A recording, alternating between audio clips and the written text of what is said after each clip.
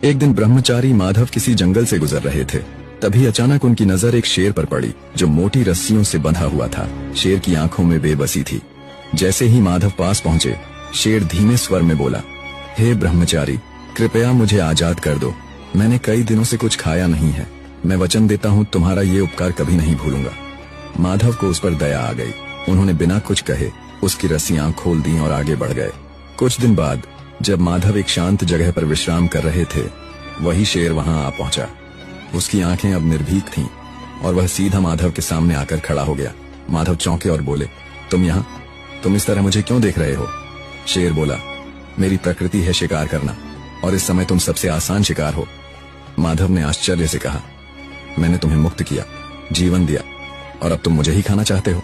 शेर बोला, कृपा और कर्तव्य अलग चीजें हैं, जंगल का नियम अलग है। माधव ने कहा, फैसला किसी तीसरे से होना चाहिए।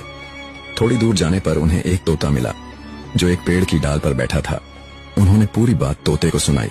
तोता बोला, मनुष्य पूरी उम्र हमें पिंजरे में बंद रखता है, दाने पानी के नाम पर हमारी आजादी छीन लेता है। जब मन भर जाता है तो पिंजरा किसी और को दे देता है।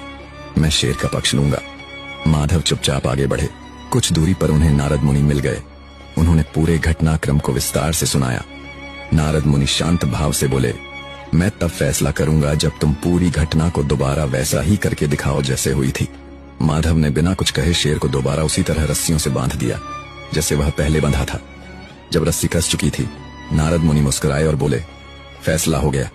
नेकी हर जगह नहीं करनी चाहिए। जो आजाद होकर काटने लगे उसे फिर से बांध देना ही बुद्धिमानी है।